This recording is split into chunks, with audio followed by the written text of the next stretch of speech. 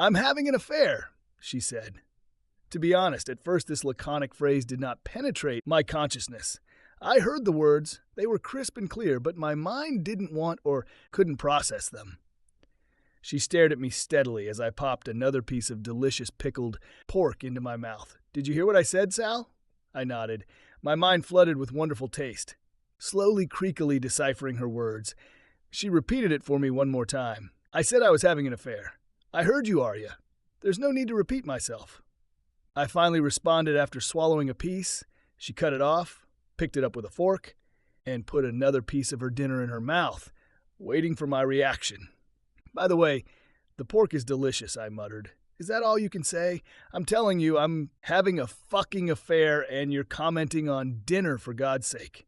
Arya, could you please stop saying that damn word?" I hissed through my teeth. As the situation became clearer, questions began to appear in my mind. Who, when, where, and of course, why? Trying to sort them out somehow, I asked, "How long?" She winced slightly when she heard that. At least it was a positive sign. She seemed to be feeling at least a little embarrassed. "A couple of months," she admitted reluctantly. "That's it. That means a couple of months." I repeated after her, putting down my fork. "I suppose that explains the lovely dinner tonight. I take it. That's it. This is our last dinner." After these words, she seemed to lose her confidence and became nervous. What does Last Supper mean? Why, all of a sudden?" "Well, let's see if I understood you correctly," I said, pushing the plate with the unfinished dinner aside and folding my hands on the table in front of me. "So you had an affair that lasted for several months. We're here tonight, just the two of us. You've cooked a great dinner, and now you've decided it's time for confession." I thought about it for a while and made an assumption about what would follow this little revelation. "You're leaving me." She took a deep, heavy breath, and then her breathing turned into a long, soft exhalation. "I understand. No, Selwyn, I'm not leaving you." "Then what was the point of your confession?" "Ah, it must have amused you so much that you just couldn't wait to tell me everything and rub my nose in it. Did I guess?" This time, my words clearly disturbed her, and Arya hesitated for a while before answering with a note of tremor in her voice. "I was plagued by guilt, and I didn't want to keep lying to you. This whole situation, she was killing me. I hate it. You hate it, and it's killing you." "But not enough to make you stop," I replied sarcastically. "Sal, I should have told you. It was eating me up from the inside." She moaned with an almost martyred look. "So who is this weasel who seduces other people's wives?" I interrupted her outpouring. "You don't know him." "He's not from around here," she replied quickly. "This is not an answer to the question." "So who is he?" I hissed irritably through my teeth again. The displeased grimace reappeared on her face. She clearly did not want to answer. "We work together. He's the production manager at Tisdale," she said reluctantly, pushing back a little in her chair. "I ask you again, who is he?" I repeated my question with an insistence that did not hide my growing irritation. "His name is Phil," she conceded. "So this is Phil, the production manager from Tisdale, and you obviously meet during your weekly visits." "Yes, and it's been going on for 2 months now." "So what exactly did you want to achieve tonight, Arya? I don't have any expectations." She murmured softly. One might almost say almost whispered. Now my wife looked scared, with tears swollen at the corners of her eyes. "I've heard people say how beautiful novels are, and how much liveliness and fun they bring," she continued. "All these tricks, lies, they are supposed to make everything more exciting. But all it brought me was sleepless nights and indigestion." When she made her confession, I saw the obvious relief reflected on her face, and a slight blush returned color to Arya's cheeks. "Okay, then let's try to come from the other side.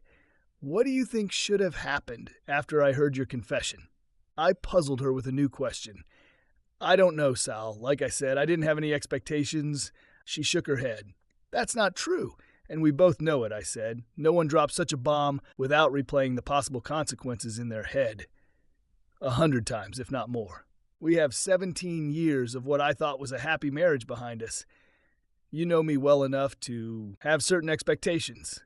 She nodded slowly, and a long sigh of resignation escaped from her previously tightly compressed lips. "Okay, fine. I expected you to explode, that you would yell at me and say everything you think about me. I expected curses and harsh words to fall on my head. And then To be honest, I don't know. I hadn't thought about it. Well, if you didn't have any expectations, let's talk about what exactly you hoped would happen in the end. Did you expect my forgiveness? Or did you think that I would kick you out, that I'll leave on my own? What exactly were you hoping for? Forgiveness? She said thoughtfully as if to herself, no, not really. Acceptance? No, that's not it either. Probably. Yes, perhaps understanding is the right word. I was hoping that you would see this as a starting point. Starting point, I snapped, slamming my fist on the table. How, God forgive me, can this be a starting point? Damn it, Arya. This is the end, not the beginning. You've lived with me for 17 years. Did you really think that I would say, don't worry, darling, we can overcome this? No, I didn't expect anything, she repeated, wincing slightly. You asked me what I was hoping for. So I was hoping that you would listen to me and then understand what I'm trying to explain. This tiny point, a brief moment in time, can be the beginning of something wonderful for us. Anger, born deep inside me, twisted my bubbling guts into a knot, and the food I had eaten was ready to burst out. Oh yeah, a very familiar situation, repeated in hundreds of stories about infidelity, and of course most often turns deceived husbands inside out. Note JFC. My last question is, why? I rasped painfully.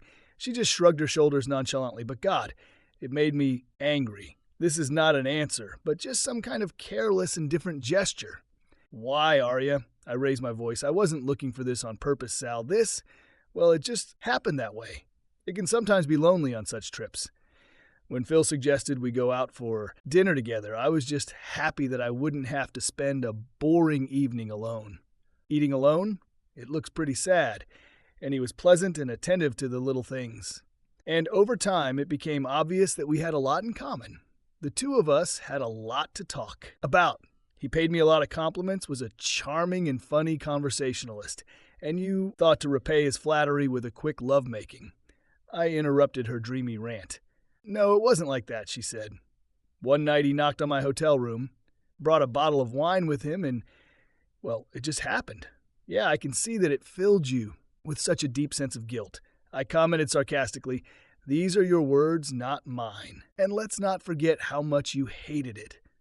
Although that didn't stop you from going back to him for 2 whole months, right?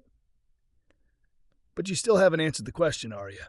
If it was so excruciatingly bad, then why?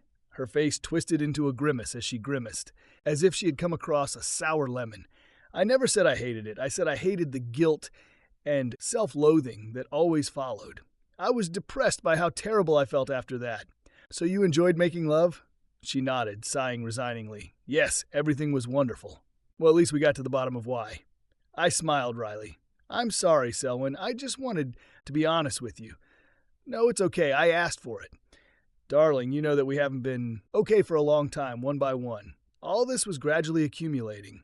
You and I have drifted apart and become more like friends than lovers. Yes, you probably feel the same way as I do. Our marriage, no matter how wonderful it was, has lost something. I don't know, some kind of spark. The old intimacy. And instead of talking to me, you decided. What have you decided? I wrinkled my forehead and snapped my fingers. Oh, yes. I'm going to have an affair, right? No, I guess I just got scared. I know it sounds like a belated excuse, but Sal, believe me, I wanted to talk to you. I wanted to, but I just didn't know where to start. I want to say that we don't go anywhere anymore, Sal. All we have is work and household chores. We go to friends' parties occasionally, but you and I, we don't do anything together anymore. In the evenings we watch TV, you work on your laptop. And even when you're sitting next to me, we never talk. Her words stung painfully, but at the same time they sounded true. She was right. I felt the same way. There was indeed some truth in what she said. Sal, we hardly make love anymore, Arya continued, and her voice still sounded upset. God, we're lucky if we do this once a week. And if we do, then everything ends in a few minutes, just 5 minutes, Sal, and you're already turning away and sleeping. You're just snoring at the top of your lungs, damn it, and I don't even get a thank you. It was painful to hear that too. Maybe it's true, but it still hurts. So it's much better to make love to old Phil, who's from Tisdale. I asked after a short pause. It was obvious that she did not want to answer this question. But under my piercing gaze, she nodded. Yes, making love to Phil is better. But he's not as good as he was between us before when we were making love. Nothing can compare to with this, although lately, yes, perhaps it was better with him, and he does not forget to say thank you. Arya waited a few seconds for my reaction, and when I didn't respond, she added, "There's no intimacy between us anymore, Sal. When we're in bed, you're reading, texting, or checking your mail. We don't hug, we don't talk anymore. I do not know what happened, but we stopped communicating. I know that most married couples go through this at some point, but what you and I have, it seems like a dead end to me. Dead end, Sal. And I'm not putting all the blame on you. I'm just as responsible for where we both ended up, so it was easier for you. To have an affair. What does that say about me, Arya? Do you really think I'm so inadequate and devoid of sanity that instead of solving the problem, you chose to betray me and our marriage? No, it's not that at all. I just didn't know how to approach you, how to tell the person who means the most to you in the world that he is nothing more, doesn't do much for you. Am I really that bad of a lover? I snapped back with wounded pride. If they were going to dump me, I wasn't going to give up without a fight. No, Sal, our bed life was fine until the last couple of years. And lately, I must say, it's almost gone. She looked at me with a dejected look. We are still young enough. Sal, you must have needs, desires. I know what I'm talking about because I don't want to hide it. I have them. I felt the just weight of her words. They weighed on my shoulders like an invisible weight. But I was not the only culprit involved in the situation that developed in our relationship. If you miss my contributions so much, why not tell me about it? Why suffer in silence? The words were difficult for me, but I had to ask this question because I couldn't. Would you be able to? No, you couldn't either. Our bed life was like this. Pathetic. Actually, I was wondering if you'd found someone else on the side. What? I almost jumped up. My God, woman, don't you dare tell me that you did it out of some sadistic desire for revenge. Jesus Christ, how could you? I've never been with another woman. I know, she sighed. I figured it out myself. It seems like you just don't care about anything anymore. It's like you don't care and you don't think about love at all. Arya's words cut like razors. Yes, I knew there was a problem, but damn it, there was work, home care, a car, our daughter, and of course a family. Aging parents always had something going on that required my attention. I didn't know where to start. I tried. Sal, God knows, I tried many times, but as soon as I tried to open the door for a conversation, you rolled over and fell asleep or just walked away from it. Changing the subject, it can be difficult to talk to you sometimes, even after 17 years together. Or maybe that's why. What wonderful news are you? I replied sarcastically, just don't expect me to just accept this shitty excuse you're using to cover up your betrayal. I'm sorry that I couldn't live up to your high expectations as a lover. Hopefully Phil from Tisdale will do better. With the last words, I pushed aside a rattling chair, quickly got up and headed for the door, simultaneously tearing my jacket off the hanger. I'm going for a walk, I said finally, slipping into the sleeves of my insulated, fleecy jacket and went out into the invigorating night air. When I went out the gate, a cool breeze whistled around my upturned collar, which tightly wrapped around my lowered chin. It was cold on the deserted street, and a lazy but rather piercing breeze was walking along it, which already made me regret my hasty flight from home. But right now, I really needed to be alone. As I trudged up the narrow street, I tried to collect my thoughts, which were in real chaos at that moment. I would never have thought for the world that I would find myself in such a predicament. Yes, I agree that things haven't been all right with our relationship lately, but is this really that unusual? God, in a long family life, every couple has to go through these reefs, lifting my shoulders and putting my hands in my pockets as deep as possible. I moved on along the road, and in my thoughts. My wife and I both worked and quite hard in our fields. Arya traveled a lot, working as a quality manager at one of the largest supermarket chains in the country.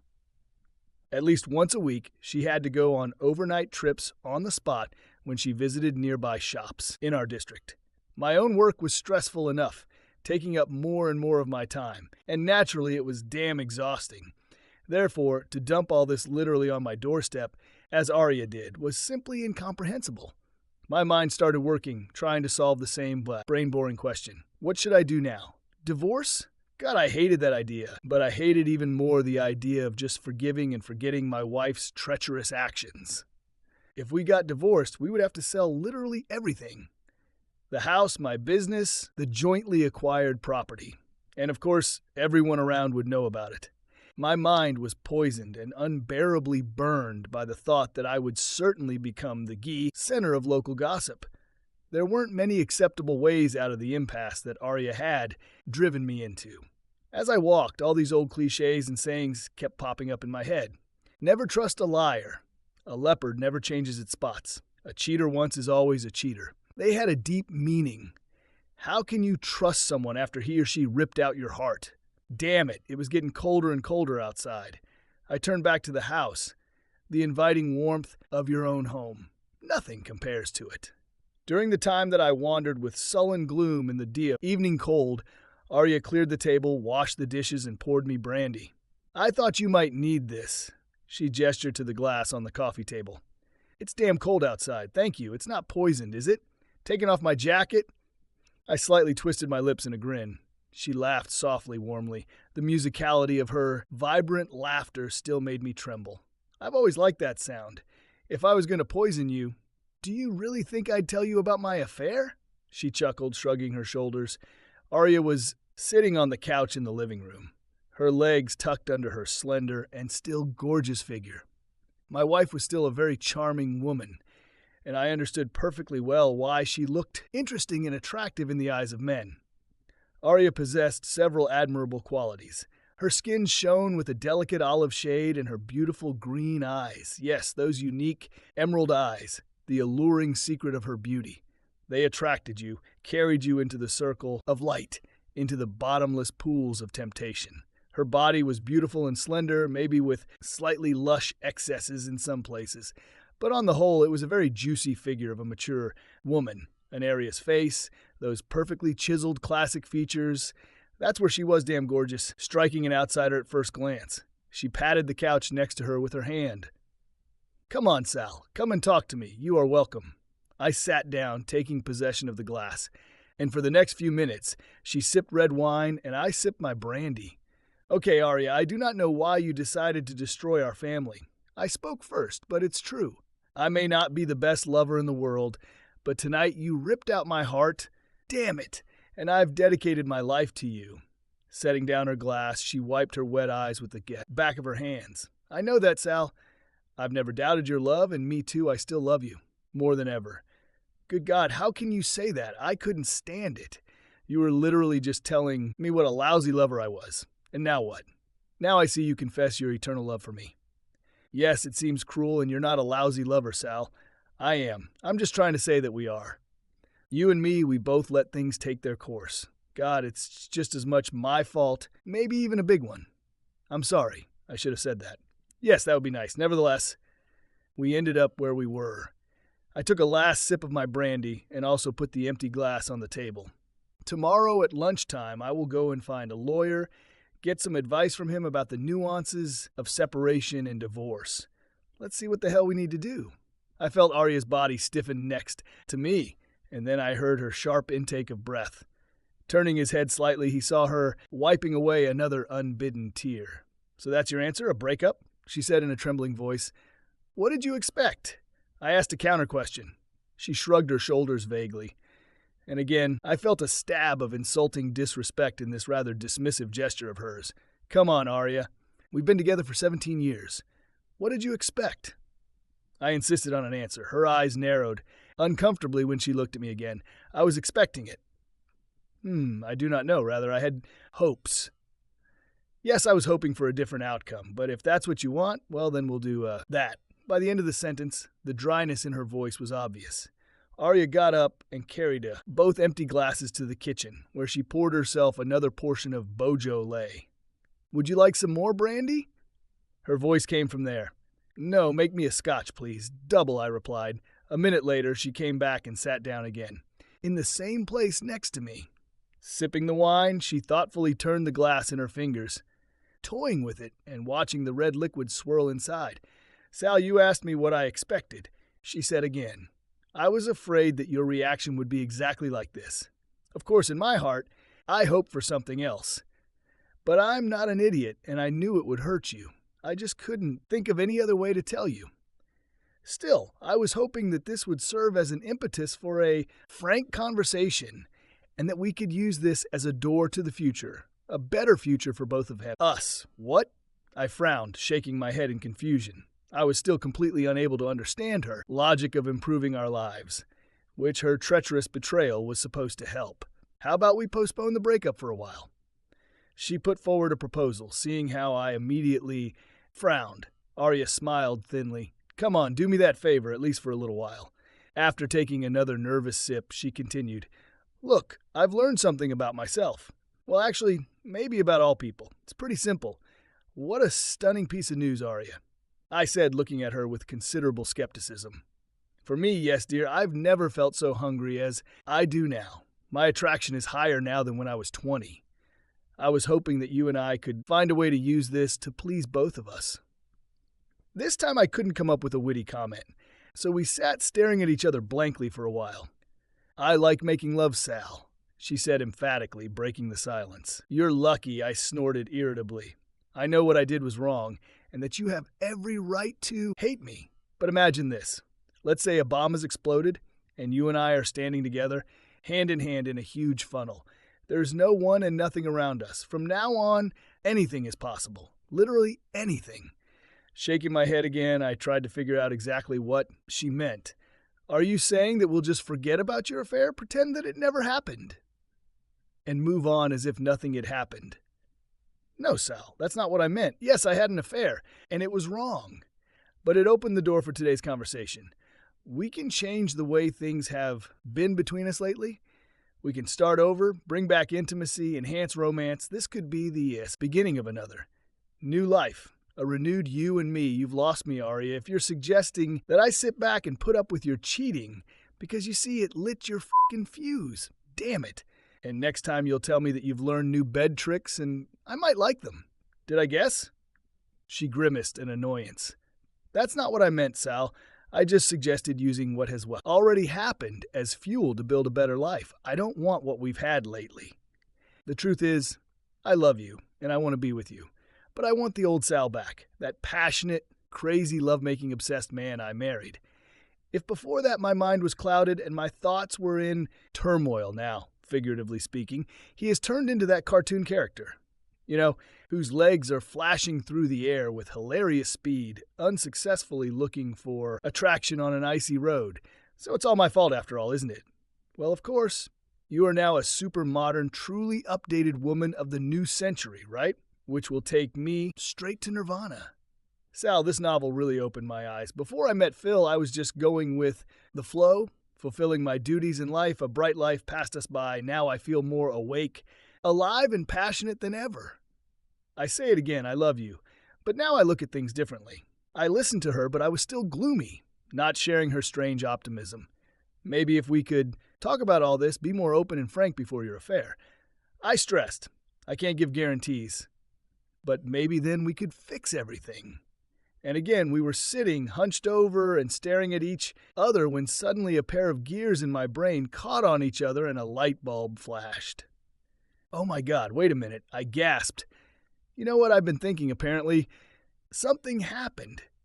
And you were afraid that I would find out about your betrayal from someone else. I gave her an angry look.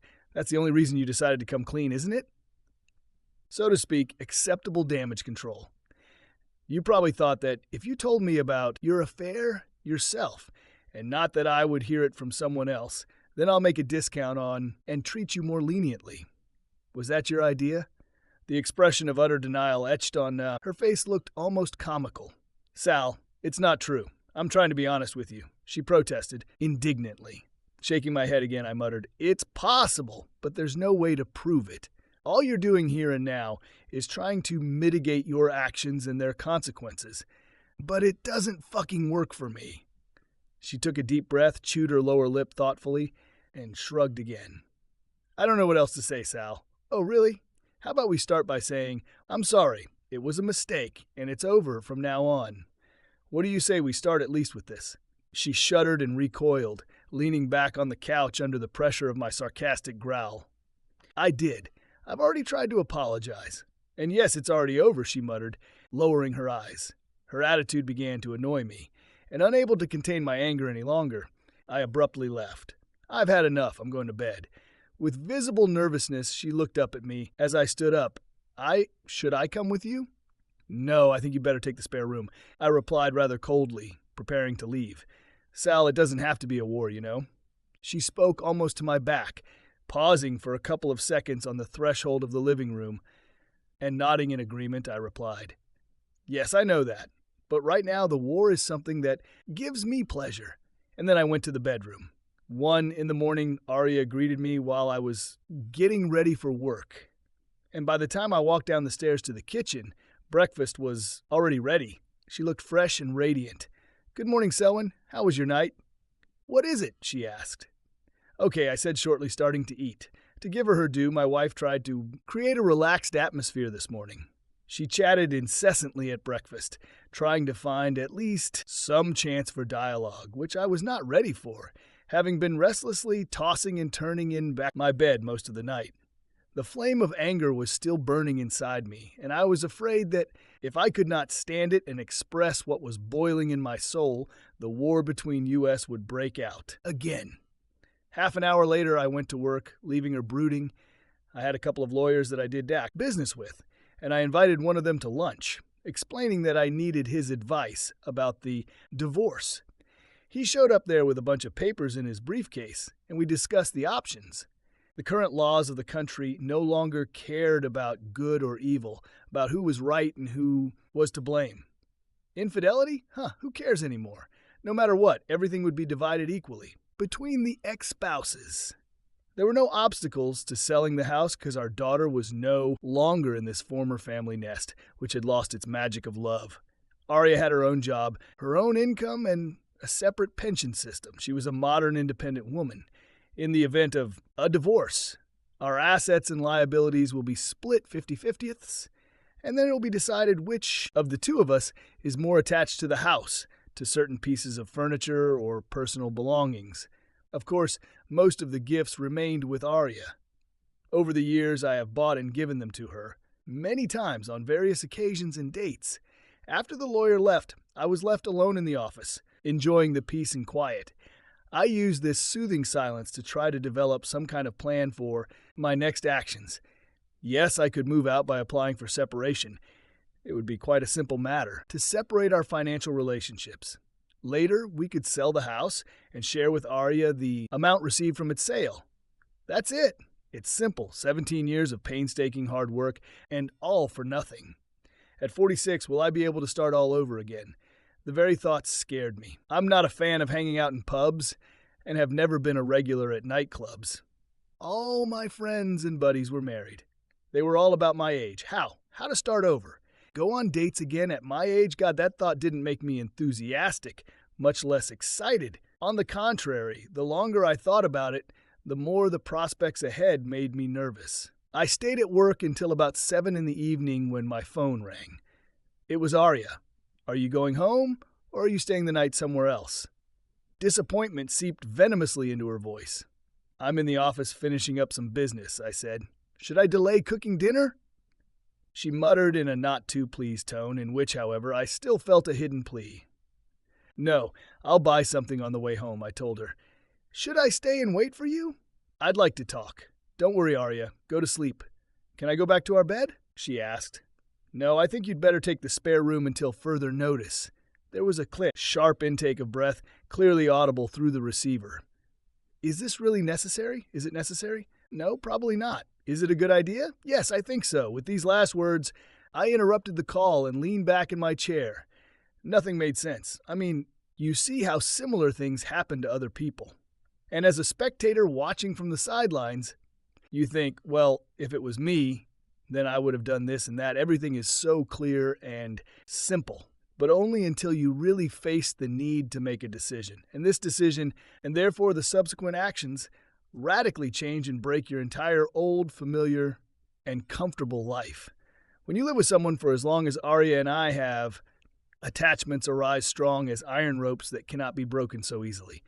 Your lives are intertwined in the most intimate way. Families, our parents, all 4 of them, live within a 15-minute drive of our house. All our holidays have always been grand family celebrations. it has never been an event of a single family. We have always been together. Arya's father and my father played golf, and they had been best friends for many years.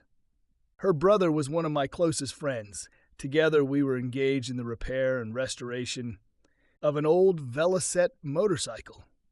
It was a little project between us that we were both really passionate about. Everything was interconnected and permeated with many personal and emotional threads, and it will be very difficult to break these bonds. When I reached the house late in the evening, it was already plunged into darkness, showing no signs of life. After undressing, I poured myself a glass of scotch and settled down in the living room. Darkness, silence, and a warm, cozy blanket became my companions for a while.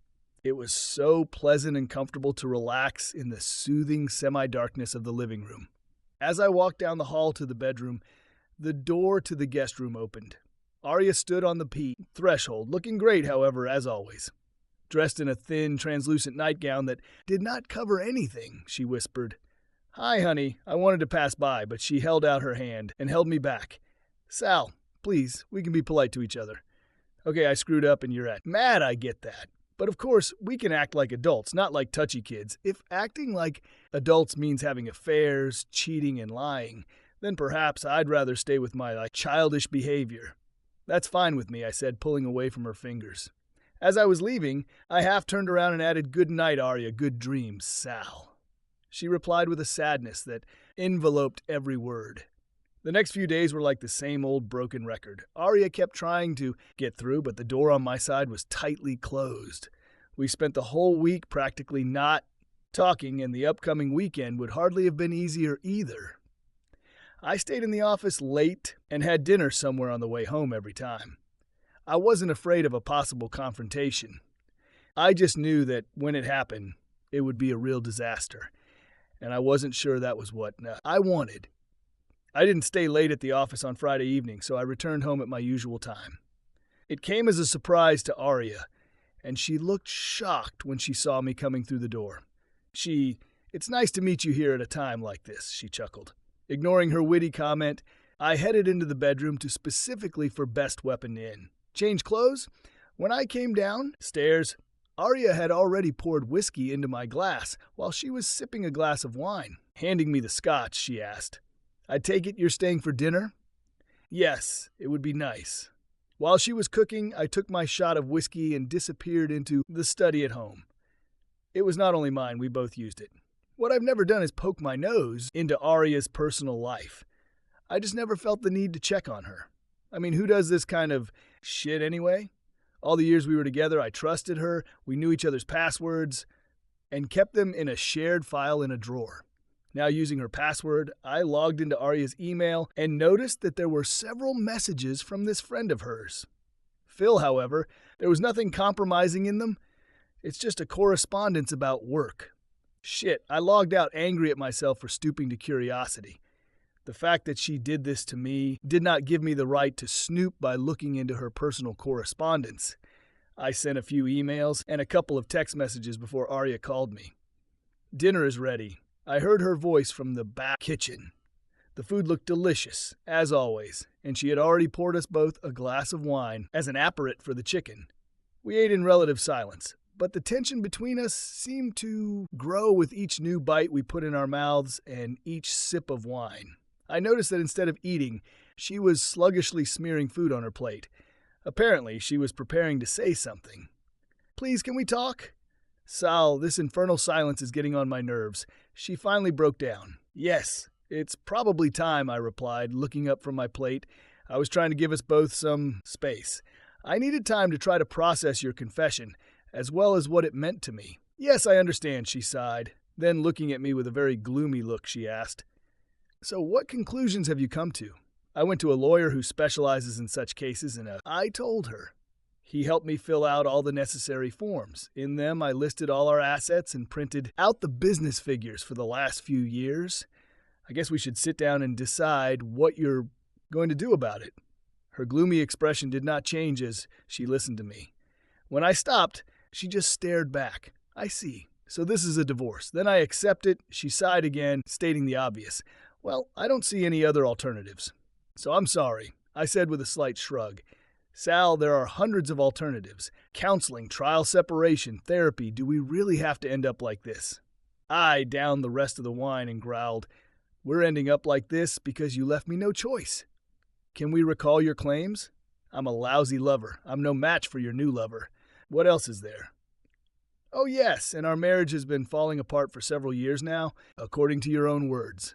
And I don't see that any of your suggestions helped in any of these aspects." "Jesus, Sal, I never said you were a bad lover," she protested. "I said that we stop trying to change things. We no longer put any effort into our relationship, but it can be changed. It's not too late for us. Did you say, or didn't you say, that Phil is a better lover than me?" "No, damn it, I didn't say that." Her eyes flashed angrily. "I said that what I experienced with Phil was new and exciting for me. I said that I liked it more than our recent attempts, but only because you and I are both stuck in a rut of routine. But I tell you again, we could get out of this rut. Sounds like a damn deep rut." I chuckled. "Listen, Arya, I don't want to fight, but to be honest, I don't care anymore. My suggestion is that we stop. There's no point in spurring a dead horse. You are unhappy in our marriage, and of course, I am not happy with your revelations." Arya looked stunned. "You're serious?" She glared at me, angrily. "That's the reason we're in this damn situation. You've lost your passion for life. You're stuck in a routine work. Home, work again. We never go anywhere. We even stopped seeing friends because it turns out you don't care. You don't care." At the end, she was almost screaming. "We're in this situation because you couldn't keep your damn legs together." I snapped at her. "Don't even try to put all the blame on me, Arya. You could give me a chance. Talk to me. Explain how you feel before. It was your decision, and only yours, to look for entertainment elsewhere." "Yes, and I'm sorry about that. It was a mistake. I should have been braver and tried to talk to you." She lowered her tone a little. "At least then we'd have a chance. I can't accept your infidelity," I repeated for the umpteenth time. "I've been thinking about this a lot in the last few days, Arya, and my decision is this. It's all too complicated. If I tried to come to terms with your betrayal, it would be months before I could start trusting you again." "Sal, I told you it's over," she said wearily. "Yes, and when we got married, you swore an oath of loyalty to me. But let's be honest. You couldn't keep your promise, so why should I believe you now?" "I made a mistake, Sal. Just one mistake in our entire marriage, I think. I believe that we can fix everything. If you just open your mind and just try to imagine how this could work for us," she insisted. "I still love you as much as ever. Now that everything is open between us, we can use this as a tool to make our new life together better," she insisted. "There are things that we haven't even thought about. You seem to have forgotten, and your reasoning that you have changed, betrayed my trust, lied to me, tricked me around your finger. If you've done this once, how can I trust you again?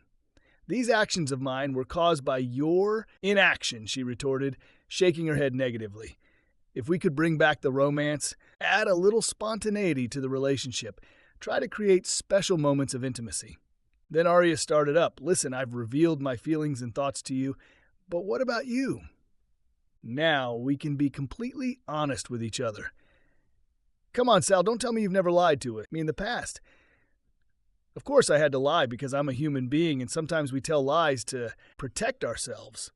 When you said that I liked your new hairstyle, these are the things I've had to lie about.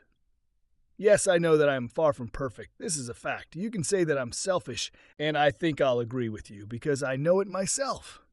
Finally, I know that I took you for granted. But all of this, individually and collectively, is not an excuse for infidelity." Her body somehow hunched over and she sighed dejectedly. "Is that all? The end of everything? Just because you don't care?" "Yes, you could say that. I can't give up my own beliefs, and I don't want to lose my self-esteem because of it." Arya lowered her eyes to her plate and began to pick at the food that was almost cold, and the conversation itself dried up like the air around us. The kitchen has turned into a gloomy and claustrophobic cell. Self-respect. What the hell does all this have to do with self-respect? Throwing a jangling fork on the plate, she suddenly exploded. "Really? I did not remain in debt. How could you expect me to keep living with the fact that you found yourself another lover? No real man would agree with such a thing, including me." She looked stunned, even raised her palm to her open mouth. "Oh my God, are you really? Can't you give our marriage a second chance because of your wounded ego, your stupid male pride? For God's sake, Sal, it happened, but it's already in the past. The main thing is the future. And it can be whatever we want to make it. Yes, I made a mistake, but we could both learn from it. I was sick to death of arguing and pounding water in a mortar, so I just quietly boiled with anger while we hurriedly finished this unsuccessful dinner. After that, I went back to, the office and took out all the papers. I dumped them almost noiselessly on the table and said calmly, but rather dryly, "I think you should read this." She looked up and nodded, her disappointment obvious. "Okay," was all she said. It was well past 10 in the evening when she joined me in the living room. "What are we going to tell the family?" After a short pause, she asked, "If you want me to be honest with them, I'll do that. I don't expect you to lie for me. I'll keep your secret, Arya." I told her I suggest you just tell them that you and I have different ideas about the future. I'm not going to ruin your relationship with them. "Thank you," she whispered softly and sadly. "Your mother. These secrets again, for the sake of the children already grown up, for the sake of the family. Then don't be surprised if public opinion, in the absence of reliable information, will hang all the dogs on the innocent side and then prove that you are not a camel JFC note. That's all. We spent a few more days together filling out the rest of the paperwork. We decided to sell the house because none of us were that attached to it. On Saturday, we called our families together and made an announcement. Of course, for everyone, it turned out to be akin to a bomb explosion. The parents were horrified, suggesting that we seek counseling, try family therapy, whatever. Arya stuck to our story about how we gradually drifted apart. Our daughter Andrea was devastated by this news. She rushed over to help me move into my new home. Even though I had a serious conversation with her, she, no matter what, tried to play the role of an intermediary matchmaker. Not knowing the true background of the events, Andrea just wanted her mom and dad to be together again. My decisive approach to the breakup, which she did not understand, drove a small wedge between us. Here, it's about this, about the consequences of silence for the sake of what? As I said earlier, JFC note, she hurried to tell me that her mother was heartbroken, that she had fallen into a mild depression. I knew what it was like, because I felt the same way. Myself, not only hers, but my world has collapsed too. Damn it, I think because I was her father, she expected me to be strong, that I'll take it and magically fix it, like I've always done. Now I was returning from the office to an empty house, cooking for myself. There was nothing in the daily routine except work and TV, and mountains of dirty dishes. Yes, I have to pay tribute to my friends and buddies. They were trying to get me out of that dark hole I fell into after breaking up with Arya. They took me out for golf, fishing, and friendly barbecues. In fact, I didn't really like going to these parties, because everyone seemed to feel sorry for me. They gave me advice, suggested that I not hang my nose and just move on. It's damn easy to say all this, but I'll tell you honestly, it's devilishly difficult to do it. So it still meant returning every day to an empty house, an equally empty and cold bed, and to this terrible silence. A huge part of my life had been painfully cut out with crooked and ruthless scissors, and now there was an ugly gap in it. Family gatherings were also difficult for me. Although we both received mandatory invitations to them, our families have decided that they will not play favorites and take sides. Unlike me, Arya, moving on, pulled herself out of her dark cave. As soon as she started chatting with her friends, I saw firsthand the changes that had happened to her. I had to admit that she never looked better on the outside than after the divorce. Her head was now decorated with a new stylish hairstyle, and obviously she was using a new exercise regime. Her tone forms favorably emphasized the advantages of her slender figure, and from the outside she made a damn amazing impression. Despite our breakup, Arya always tried to be nice to me. Hugs, conversations, warm greetings, and attention. I kept my pain locked up and somewhere deep inside. A punch in the gut was inflicted when she first appeared with her new boyfriend. Arya introduced me to him, and although she looked a little nervous, she remained generally radiant and happy. I watched with envy as they hugged and held hands. I went home early that day. My problem was that I couldn't find a way to start living again. It seemed like I was stuck at some dead point. My friends' wives have tried to set me up with someone a couple of times, and to tell the truth, I've gone on dates with several of the women, but the spark never got through to any of them. Arya has set the bar very high. Inevitably, I compared every new woman to my ex-wife, and none of them even came close to her. I hated it, but eventually decided that maybe my only chance at love had been missed. But I got a lot of time to focus on my work, and as a result, I've gained dramatically in this aspect of my life. The long hours spent in the office, plus the efforts made, and all this multiplied by damn hard work, gave the result, expressed in very substantial money. I bought a new car, and in addition to it, I also bought a cool motorcycle. Arya did not stop visiting me regularly. But in general, she had her own life and her own friends. It was a real shock when one day, at lunch in a small cafe located in the city center, I saw Arya, who entered on the arm of another man. I was wondering what happened to that old boyfriend of hers. What's his name? Right, by the name of Phil. When she noticed me, she came over accompanied by her new boyfriend. I got up from the table, we hugged and kissed. "Can we join you?" "What is it?" she asked. I motioned for them to sit down, and when they sat down opposite, my ex-wife introduced her boyfriend. "Selwyn, this is Tim." We stretched our hands over the table and shook them, after which she began to ask about my work, in turn telling me about Andrea. Tim seemed to feel a little awkward while she was chatting, and seizing the moment, he quietly told her, "I think I'll go up to the room. I'll see you after lunch." He leaned towards her, and they kissed. "Take your time," he added, getting up. When he left, I didn't fail to ask, "What happened to your previous boyfriend?" At first, she seemed a little confused by the question till she realized who I was talking about.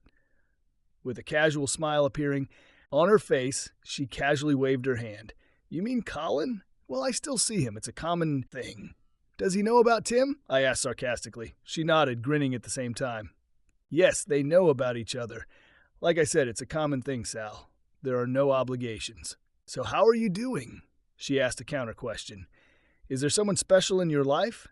"No, not at the moment," I replied. "Sal, you need to go out more often." She became serious and frowned slightly. "You can't stay at home all the time and just rot. Andrea told me she's really worried about you." "I'm fine, Arya. I'm happy," I grumbled, although I certainly didn't really feel it. She frowned darkly. "Liar, I know you better than you think. Tell me honestly, have you been in a relationship since the divorce?" "I've been dating several times." "But did you have a relationship?" She insisted. "No," I admitted irritably, embarrassed by this fact of my sad life. "But you seem to be doing fine," I said, trying to change the subject. "Yeah, as soon as I recovered from the breakup and divorce, life got pretty intense," she chuckled. "I thought a lot and made a conscious decision that I would not let the divorce ruin the rest of my life. How's Phil doing?" It slipped out of my mouth, and I immediately felt awkward. She grinned again, shrugging her shoulders. "Actually, he's fine. You said you were done. Are you still having an affair with him?" I was surprised. "No, Sal, it was definitely over then. I did this because of us, because you wanted me to." When we divorced, I started dating him again. At that moment, I needed some sunshine in my life. And Phil, he's a nice guy, and I had fun with him. Shocked, I asked, "So how many men the hell are you dating?" "Oh, with 3 or 4, she waved her hand casually again. Good God, I was shocked both by the news itself and by the ease with which she talked about it. "My God, don't you have any shame at all?" She pursed her lips and shrugged her shoulders. "Why should I be ashamed? I told you that I love making love, I enjoy it, and I'm honest with all my men. They all know about each other. 2 of them have already met each other. And by the way, we spend a couple evenings together." She winked significantly, grinning again. I felt the blood drain from my face. You mean making love in a threesome?" Arya pouted with a slight smile. "Yes, and it was one of the most amazing experiences in my life," she confessed, almost rolling her eyes at the euphoria with which she uttered these words. "Well, good luck to you. I think you can get everything you want," I managed to say, my usual voice having failed me this time. God, who was that devilish woman? Or she has always been like this, but successfully pretended to be such a humble wife before. That's what I couldn't figure out. While I was gathering my thoughts, trying to figure out what else I could say to this familiar stranger, she leaned closer and spoke, herself lowering her voice. "Listen, Sal, if you're interested, we could meet up sometimes." I've never stopped loving you. Not a day goes by that I don't think about you. And I would be glad if you could come back into my life." What? I couldn't believe my ears. "Do you really think I want to be part of your entourage when you're not busy?" "Sorry, Arya. I'm not interested in this." She made a sad face on her face. "It's a pity. We had a good time together, and there is still a place for you in my heart." "No thanks. I'd still prefer to keep myself for respect," I replied. "That stupid male pride again," Arya snorted. "Well, I hope she keeps you warm at night, Sal," getting up from her seat. She bent over and gave me a quick peck on the cheek. "It was nice to see you again." I heard her last words before she disappeared, leaving behind a familiar scent of perfume. A year and a half or so later, I received an invitation to her wedding, but decided that being there and contemplating the triumph of my ex-wife would bring me more pain than I could bear. Andrea, of course, told me all the details about the ceremony. She was very disappointed that I refused to go there. My daughter really wanted me to see her in her bridesmaid outfit. Both then and afterwards, I thought for a long time about whether I had done the right thing by deciding to divorce Arya. After we broke up, my ex-wife seemed to have gained a second wind and new vitality. When we see each other occasionally, she looks brighter, more energetic, and happier every time than ever before. Her new marriage seems strong, while I have struggled to find a suitable relationship for myself. Maybe it was my unforgettable bitterness, or maybe it was just a lack of trust in other women, which appeared due to Arya's betrayal. I don't know. It was on her parents' wedding anniversary that I met and talked to Arya's new husband. Oddly enough, he seemed like a nice enough guy to me, and eventually we ended up in a bar and started talking. After several really solid portions of whiskey were tipped inside, the atmosphere between us became somehow simpler and more comfortable. "Tell me, Selwyn, why the hell did you divorce Arya?" Her new husband, Trevor, asked me, staring at him. I tried to figure out if this smart guy, knowing the whole story, was going to somehow tease me. At the same time, he could have asked this question sincerely because Arya may have hidden the details of our conflict from him. Well, to hell with all this fortune-telling. We got divorced because she cheated on me. Made love to a guy while she was not at home. I opened up, thinking that this information might shock him. Trevor just frowned in disbelief, shook his head, and poured us both another shot of whiskey. "Which one? Is that all?" "Oh my God, man." Confused, I asked, "Well, yes. What the hell would you do in my place?" He shrugged his shoulders. "I don't know, buddy, but I sure as hell wouldn't kick her out. Don't get me wrong. Personally, I'm glad you did it. Your loss has become my gain. I'll tell you honestly, women like her are rare." Sipping his whiskey, he added, "Did you ask about my actions? Well, if I were you, I would do everything in my power to keep Arya. And what would you accept her betrayal and be able to live with it?" I asked him, stunned. "Yeah, no problem. It was just making love, right? I mean, damn it. None of us are perfect, buddy. After all, we all make mistakes. So, like I said, it was just making love. Who cares?" When I didn't answer, he grinned. "Buddy, Arya is the most damn beautiful woman I've ever been with in my life. What about everything else, buddy? She's just awesome. Yes, you know that yourself. Arya's a great cook. She's damn hardworking. She keeps a great house. What else is needed for happiness?" He grinned and spread his hands. "Aren't you worried that she'll cheat on you like she did on me?" "Why would I? Nah, we're completely honest with each other." She told me about her affair, which happened when she was married to you, about how he ruined the lives of both of you. Then, she was quite open with me when we first met. I knew she was spending time with other guys. I think she just had a little midlife crisis. And now, well, right now she and I are happier than pigs in the mud. Later I watched them dancing together. Arya's gorgeous body pressed against his as they swayed and circled the dance floor. Trevor was right about how beautiful she was, and I've always known that myself. I left that evening, and the decision I made to end our marriage hurt and squeezed my heart that night more than ever before. My ex-wife moved on, built a wonderful new life for herself, while I seemed to be trapped in quicksand. How many of you can tell if I made the right choice?